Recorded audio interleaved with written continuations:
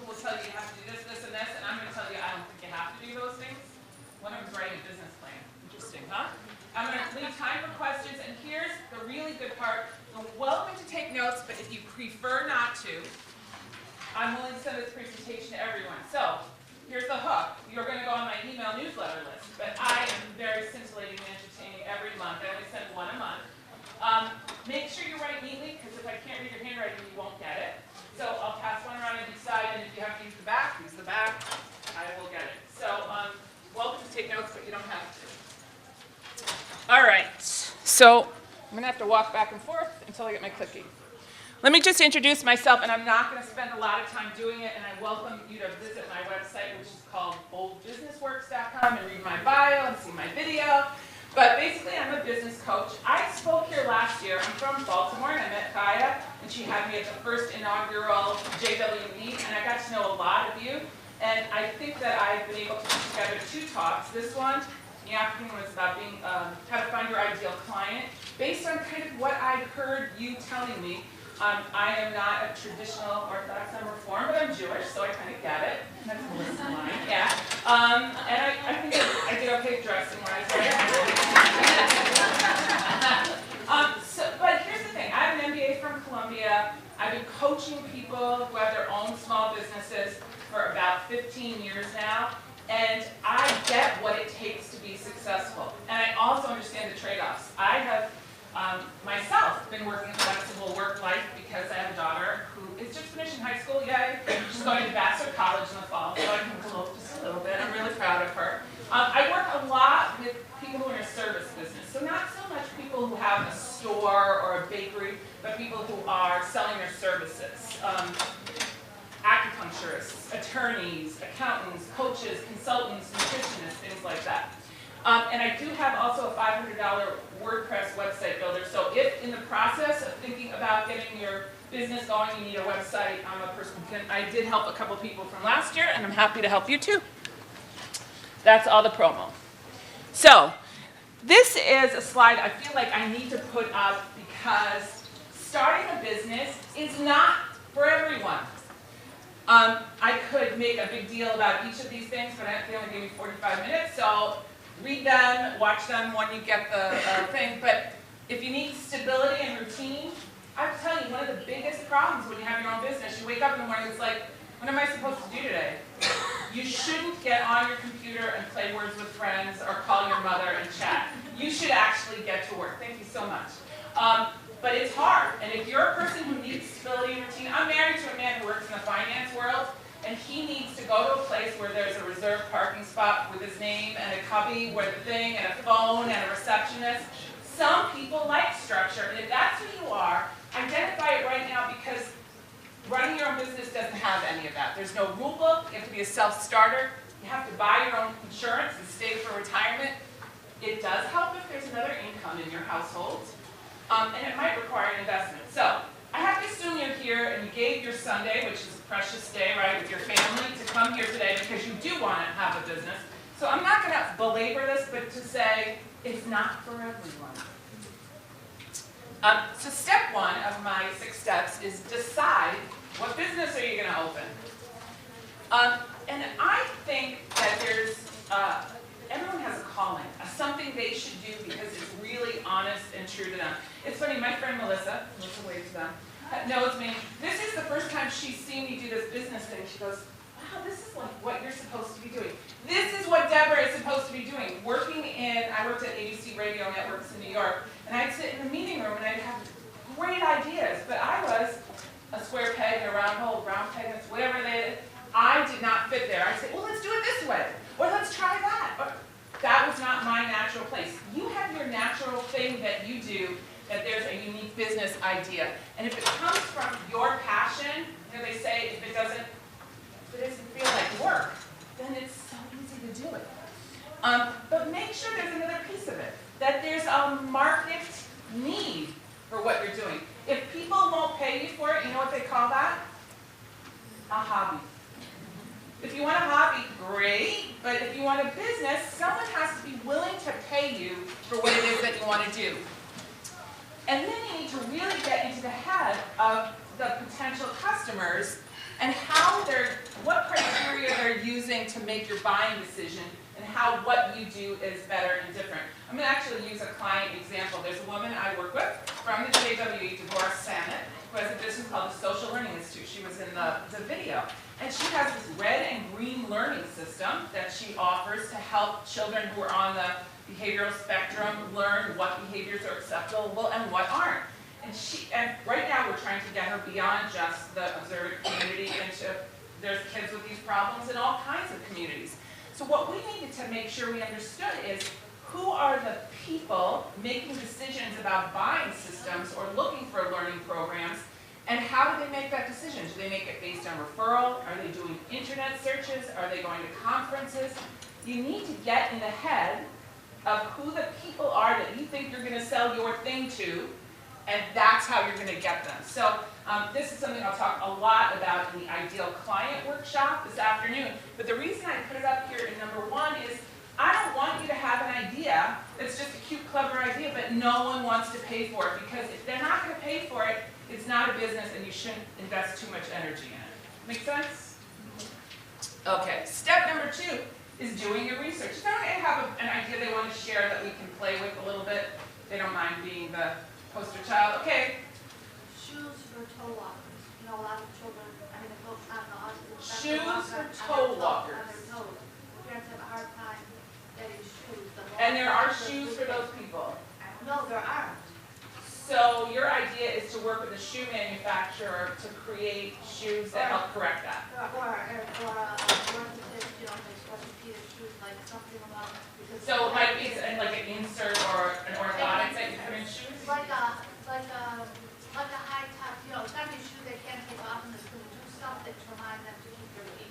Okay, so let's talk about this. What kind of research would you do to find out if people would buy that? Speak to parents that have children on the spectrum and maybe contact autism speak, which is the major, whatever. Who else should she be talking to if she's going to research this? Orthopedists. Podiatrists. Parents, yeah. Thank you. Right. How big a problem is this? Are those people who have the problem willing to pay for it? So I've broken the research that you should do into 3 chunks. Your competitors. Somebody is doing something. I can promise you, there's no new idea in the whole world.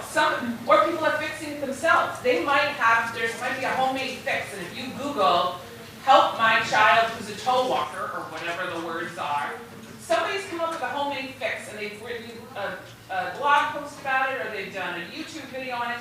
I promise you, everyone solves every problem somehow by doing their own research and finding their own thing. But you, as somebody who wants to sell a product into that market, need to understand what's the competitors, the industry environment, which is who else has that, and then test your idea. So in the competitors area, who else is doing it? What are they doing well, or what are they not doing so well? How are they solving their problem? How big is the market? And what are people charging? It might be one of those things that, yeah, all right, instead of buying my kid their regular shoes, I'll buy them an orthopedic shoe or a special shoe, but I'm not willing to pay twice as much as the regular shoes. They might just say it's not such a big problem, I'll deal with it. And if that's the case, and you can't cover the cost of manufacturing the shoe, maybe not. I mean, sometimes you're better off. As a coach, people have thanked me for talking them out of starting a business. What? Because it's so much better to figure out that it's not viable and do a little bit of testing, do a little bit of investment, but then say, guess what, guys? Wasn't such a great idea. Let's move on to the next thing. Because you're going to invest yourself, your money, your time, your energy, your mental health. Much better to figure out early on that it's just not viable, that the economics of it don't work. Testing your idea is my absolute favorite thing. So I would find a podiatrist, an orthopedist, somebody who can help you design the shoe, talk to the shoe manufacturer, and create 10 pairs of shoes. Now, when you do that, it's going to cost you $100 a pair of shoe, right? Because they're not doing a big lot. You can't send the manufacturing to China for 10 pairs of shoes.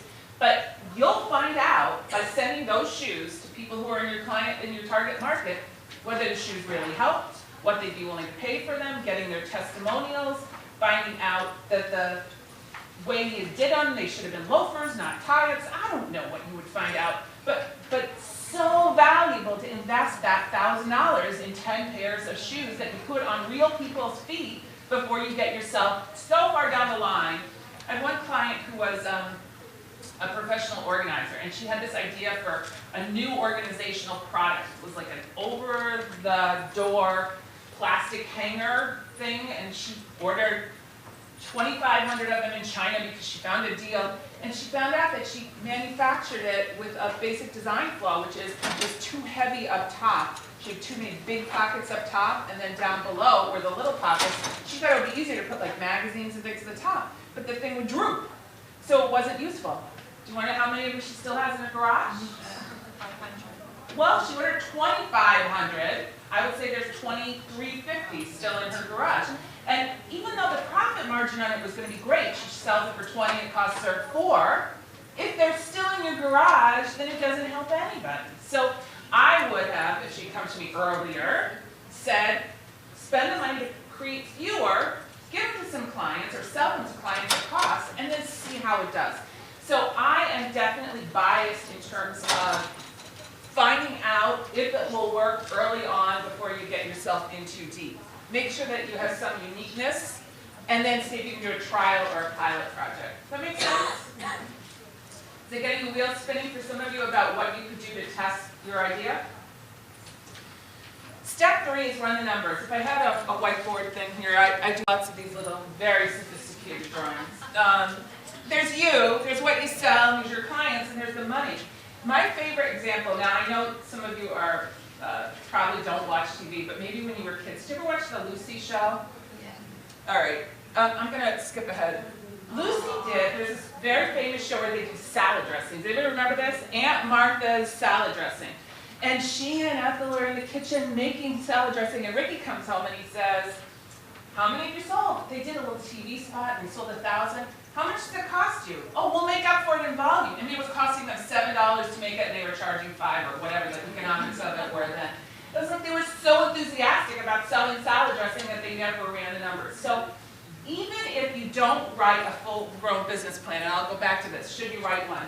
I don't think, if you're in the idea stage right now, at the time you would invest in writing a business plan, particularly if it's not a skill set that you have or anything you've ever done before, is the right use of your time. I don't know, maybe you have 25 hours outside of taking care of your kids and making dinner and doing all the other things you need to do. Should you spend those 25 hours doing internet research and writing Excel spreadsheets? I would rather have you creating your product, talking to customers, networking, finding out if anyone will buy this thing. That to me is much more practical than writing a business plan. Anyone here have to ever write a business plan? And how'd it go? I'm sort of involved in the process professionally, so we do this a lot, but there are a lot of minority focused funding resources that depend on right, if you want the money, right. if you want outside money, absolutely you're going to need to write a business plan. I'm talking about sitting here right now scratching your head going, I think I'd like to have a business. I don't think right now from this stage, before you're asking for money or before you figure out what you even spend it on, if it's the right use of your time. If you're in this pre-launch, I haven't done anything. Anybody else write a business plan? Want to share? Mm-hmm. Yeah, I wrote it for a legal requirement for get approved for something. But right now, I had it saved somewhere in the back room. I just needed it. Yeah, so if they make you jump through it to get your loan or to get your funding, I get it that you have to do that. But I think it's an exercise in fiction if you're sitting here at day 0, that you have no business, you don't know how many customers, you don't know how big it's going to scale, you don't know, like the ladies with the business, who knows if Toys R Us, Babies R Us is going to pick it up, because how could you possibly project that sitting here right now? It's a guessing game. I would rather have you sell to real customers than sit and do guessing, because I don't think that moves you forward and it doesn't make you any money. But if you have to do it to get a loan, I get that. All right, so this is what's it going to cost you to get started. And can you financially afford to do this? Have you really figured out what it's going to cost? How long can you go without making money? Do you have a lump sum to invest? And you might not be able to recover it. So you're creating a photography business. You need to go buy a camera and the dark room, and you need to have a printer, and you need to have a website that shows it, and your portfolio, and all the rest. You need to assume that that's a sunk cost. And if you don't have any money right now to spend, this might not be what you need to do. And, or maybe you know someone who can loan you the money. But I would get a loan, I wouldn't give away your business before you start it. Step number 4, engage trusted advisors. Question is, how do you know who your trusted advisor is?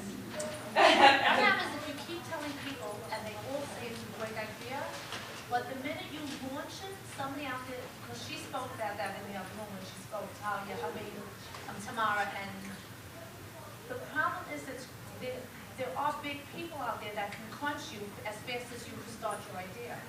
I am a great believer in good karma, which is if there's enough business for everyone and everyone can have a unique niche, and I think you have to be brave and tell people about it and get customers.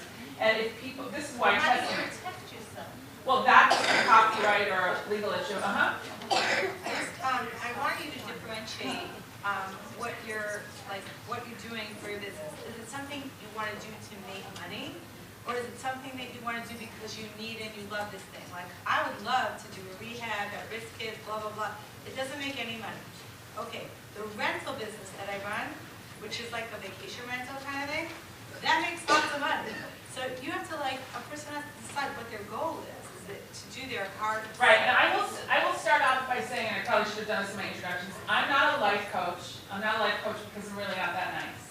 I am a business coach. I want you to make money because I think the things that you have going on in your life that you want to support and pay for are important, and I want to help you figure out how to maximize the amount of time and energy you put into your business so that it pays off. It's an excellent point. I'm assuming here that you want to make money. How would you recommend, you were saying that you have to sort of test the market or ask people and stuff. If it's more of a little bit of a sensitive, I'm looking to do something for full-figured women, how would I go about testing that or asking people? I mean, you can't go with somebody who's a little bit.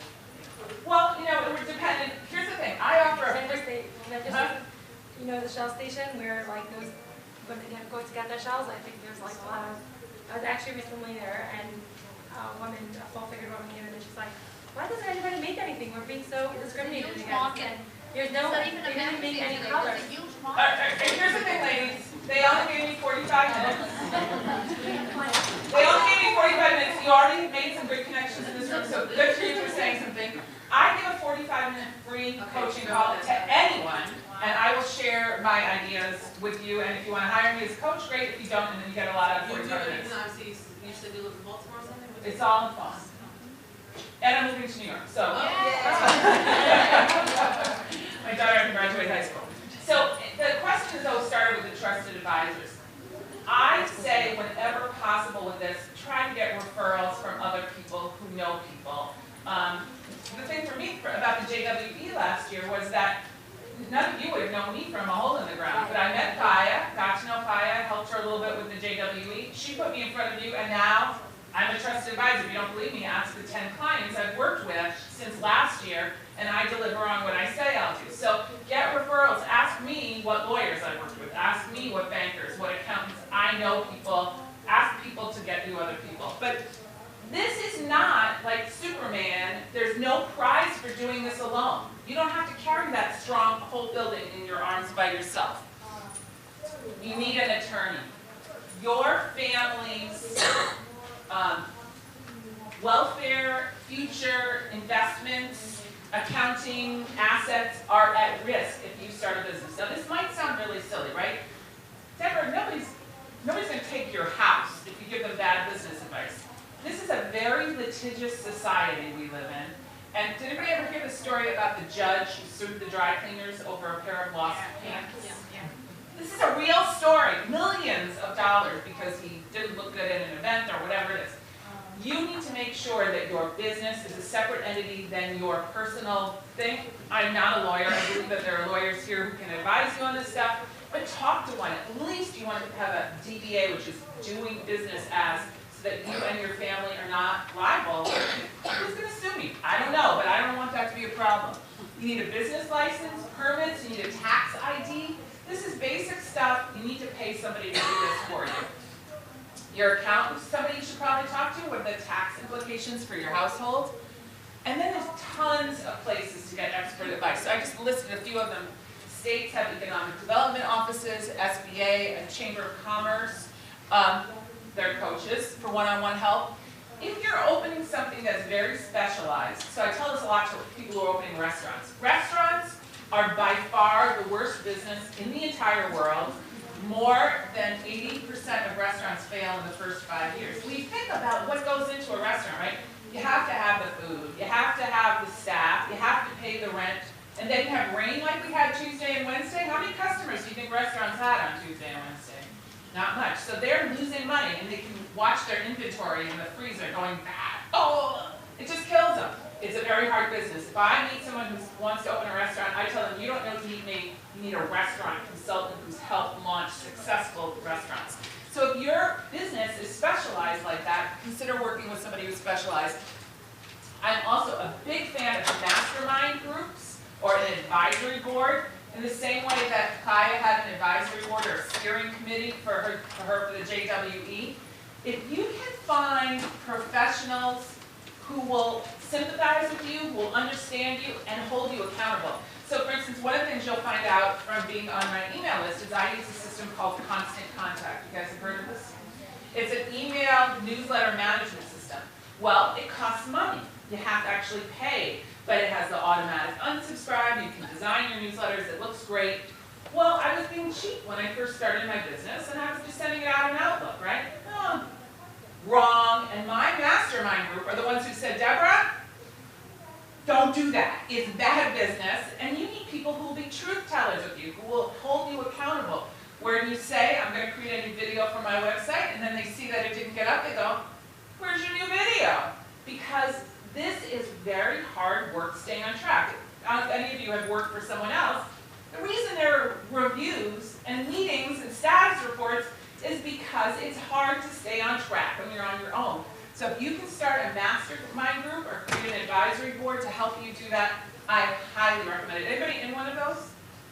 I'm not in one. I had a question about it though. So the goal of putting together a successful mastermind group or board of advisor would be to fill skill niches that you don't have? It could be either to fill skill niches, although in most cases, like, I'm not a graphic designer. I hire graphic designers. I mean, that's a trusted advisor.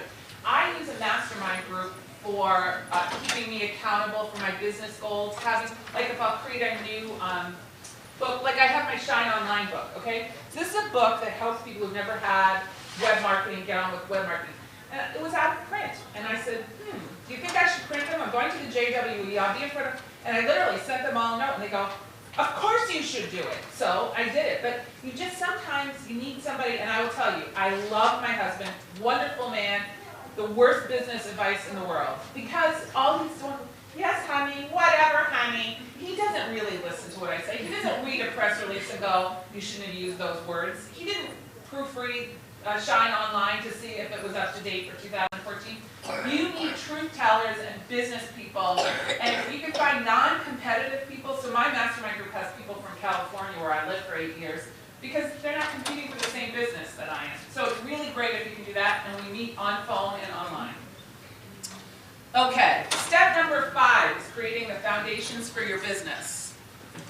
You have to use QuickBooks. I saw outside there's somebody who's helping people set that up. QuickBooks is the industry standard for a small business to know what goes in, what comes out, what expenses there are. You really have to do it.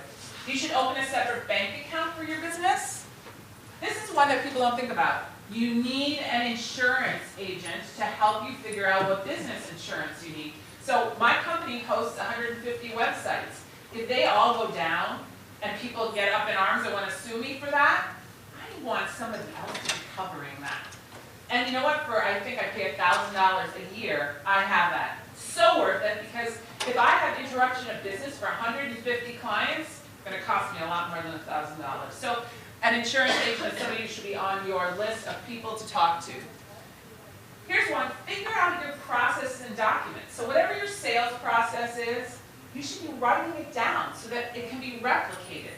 I have a CRM, which is a customer relationship management system, CRM system. And I actually, one of the handouts I'm going to give you are tech resources to help you build your business. Some of these things are listed here and hopefully will be helpful to you. Use the appropriate technology, don't skimp, and then get everything in writing. This one really can make me crazy. Let's say you meet somebody here at the JWE, or there's a friend you've always wanted to do a business with. Don't do business on a handshake. Even if it's the most trustworthy person in the world. I don't care if it's your sister. I want you to get it in writing, because at some point, you might not want to be doing business with them, and I want you to be able to make a clean cut. I actually divorced my business partner for my website building business, and because we had an agreement in writing, we are still friends, and he actually still does work with me, and he just basically gave me the business. But if we hadn't had it in writing, it would have been much, much more complicated. Step number 6 is brand your business. Come up with a name or branding that reflects your business ideas. How do you guys feel about the name of my business? Bold Business Works?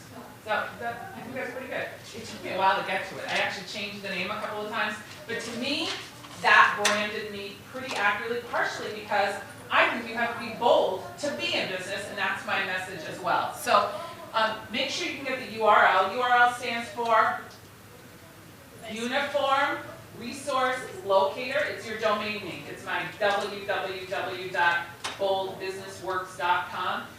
Part of your picking your business name should be making sure you can get it. So one of my clients is Henya Storch. I know a lot of people know Henya. And we built her a website and we branded her, and she is thestorchagency.com. But before we settled on the name, we made sure we could buy her domain, her URL. Set up an email address. Anybody know what a signature file is? Signature file is that block of copy at the bottom of emails you get from some people that has all their contact information. These are real basic things, and it's all covered in the book, which is why I reprinted the book.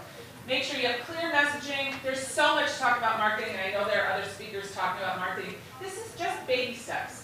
And one of the things I'll tell you is, as you're just getting started, don't print too many of anything, because it'll change. You'll rebrand it.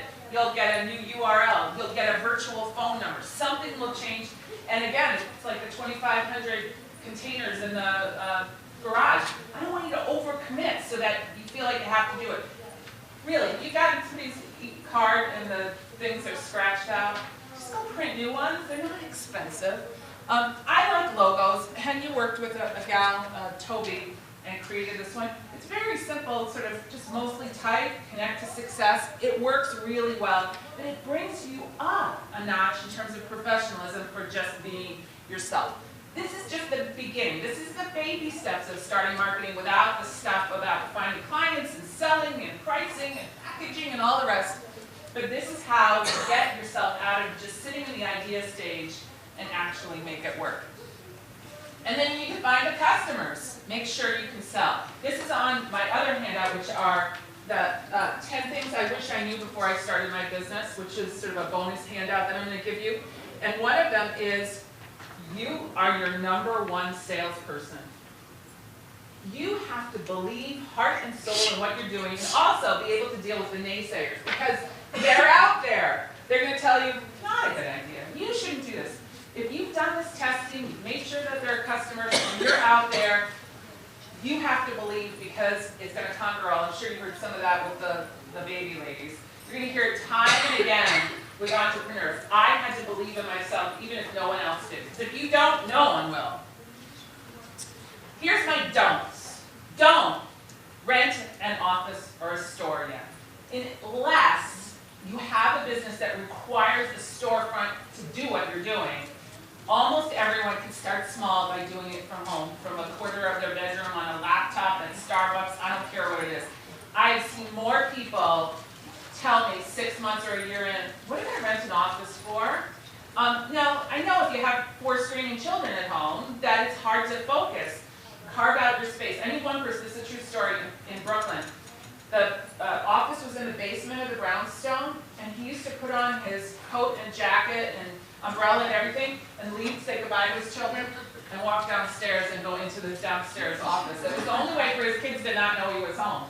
And then he would work downstairs for the day, and then he'd put his coat on, and he would come back up the stairs. I guess after a certain age, that probably doesn't work, but when they're little, it will. And you need to make it work for you. I actually had in days when we all used mouse pads because we had real computers. I had a mouse pad made with my daughter's picture on it, and it said, "Mommy, stop working or I won't be your best friend." Because of course that was what they said at the time. So it would remind me to stay honest, but she was with me every minute when I was working, so I know where you're coming from.